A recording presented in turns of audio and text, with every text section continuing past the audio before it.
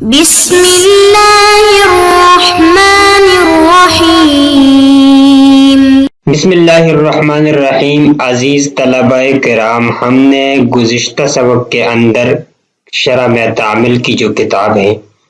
اس کو مکمل کر دیا تھا، اور مناسب یہ سمجھا کہ شرح میں تعامل سے متعلق کچھ اضافی فوائد بتا دیے جائیں تاکہ وہ شرح میں تعامل کے حل کے لیے معاون اور ممد ثابت ہو سکے، اور عمومی طور پر نحمیر کے جو قواعد ہیں چند چیدہ قواعد ہمارے سامنے آ جائیں گے، تو نحمیر میں اور اسی طریقے سے شرح میں تعامل کے حل کرنے میں ہمیں کوئی مسئلہ درپیش نہیں ہوگا۔ تو ان موٹے موٹے قواعد میں سے ایک قاعدہ یہ ہے کہ مرکب مفید اور مرکب غیر مفید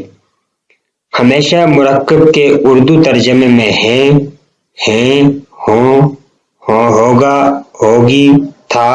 تھی، تھے وغیرہ کے جو الفاظ آتے ہیں اردو میں، تو یہ مرکب کے ترجمے کے اندر آتے ہیں۔ جب مرکب کے ترجمے میں اس قسم کے الفاظ آ جائیں تو ہمیں اندازہ ہو جاتا ہے کہ یہ مرکب ہے۔ پھر ہم دیکھتے ہیں کہ بات کرنے والے کی جو بات ہے وہ مکمل ہو جائے، اس سے ہمیں اگر کچھ فائدہ ہو جاتا ہے تو اس کو مرکب مفید کہتے ہیں۔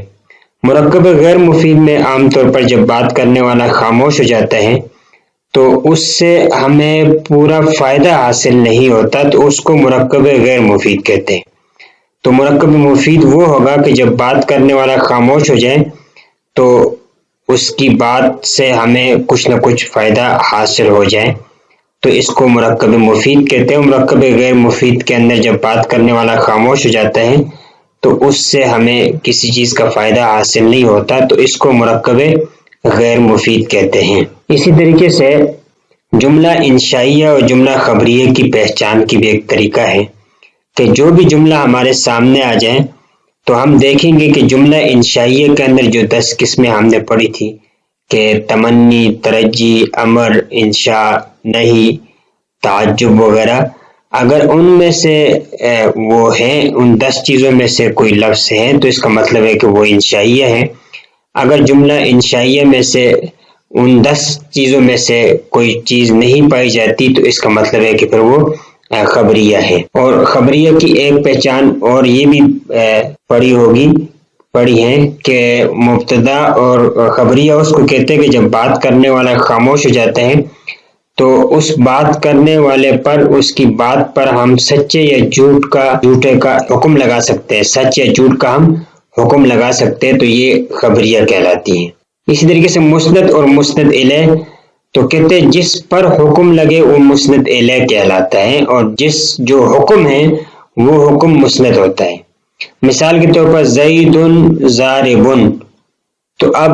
زید مسند الیہ ہوا اس لیے کہ ضرب کی اسناد نسبت زید کی طرف کی گئی ہے، اور جو حکم ہے ضارب وہ مسند کہلائے گا۔ تو جس پر حکم لگتا ہے وہ مسند الیہ ہوتا ہے، اور جو حکم ہوتا ہے وہ مسند ہوتا ہے۔ اسی طریقے سے جملے کے اجزاء اصلیہ میں جملہ اسمیہ کے اجزاء اصلیہ مبتدا، خبر، لائے نفی جنس، حروف مشبہ بالفعل، ماول المشبہتان بلیس، لائے نفی جنس، یہ جملہ اسمیہ کے اجزاء اصلیہ ہوتے ہیں۔ جبکہ جملہ فعلیہ کے اجزاء اصلیہ میں فعل و فاعل، فعل مجہول اور نائب فاعل، افعال ناقصہ، افعال مقاربہ اور ان کے اسم و خبر، تو یہ جملہ جو فعل ہوتے ہیں فعل کے اجزاء اصلیہ کہلاتے ہیں۔ اسی طریقے سے شبہ جملہ کیا ہوتا ہے تو کہتے ہیں اسم فاعل، اسم تفصیل، صفت مشبہ اور مبالغہ کے جو صیغے ہیں اپنے فاعل کے ساتھ مل کر، اور اسی طریقے سے اسم مفعول اپنے نائب فاعل سے مل کر، یہ سارے کے سارے شبہ جملہ بنتے ہیں۔ اور مرکب غیر مفید کی طرح شبہ جملہ بھی ہمیشہ جملے کا جز بنتا ہے۔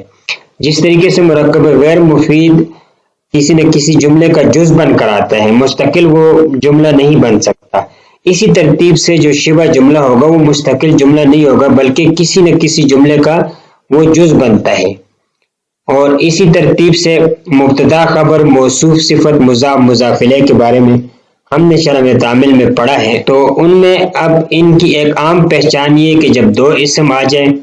دونوں کے دونوں معرفہ ہو یا دونوں کے دونوں نکرہ ہو تو وہ موصوف صفت ہوتے ہیں،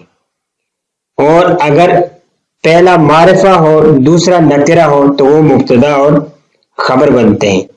اور اگر پہلا نکرہ ہو دوسرا معرفہ ہو تو وہ مضاف اور مضاف الیہ بنتے ہیں۔ یعنی بالفاظ دیگر آپ یہ بھی سمجھ سکتے ہیں کہ دو اسم ہو، دونوں پر الف لام ہو تو یہ موصوف صفت بنتے ہیں، دونوں پر الف لام نہ ہو تو یہ تب بھی موصوف صفت بنتے ہیں، اگر پہلے پر الف لام نہ ہو دوسرے پر الف لام ہو تو یہ مضاف مضاف الیہ بنتے ہیں۔ تو جیسے زید قائم، اب زید معرفہ ہے، قائم نکرہ ہے، تو یہ پہلا معرفہ آ گیا اور دوسرا نکرہ آ گیا تو یہ آپس میں مبتدا خبر بنتے ہیں۔ غلام زیدن، اب غلام زیدن میں پہلا غلام نکرہ ہے جبکہ زیدن یہ معرفہ ہے، تو پہلا نکرہ دوسرا معرفہ یہ آپس میں مضاف مضاف الیہ بنتے ہیں۔ النوع الثانی، النوع الثالث، النوع الرابع، النوع الخامس، النوع السادس، دو اسم ہیں اور دونوں پر الف لام ہیں، تو الف لام ہونے کی وجہ سے دونوں معرفہ ہوئے، لہٰذا یہ دونوں آپس میں موصوف صفت بنتے ہیں۔ تو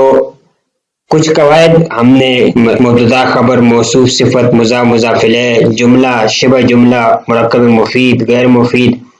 مبتدا خبر، جملہ انشائیہ وغیرہ کی پہچان کے کچھ قواعد ہم نے بتائے ہیں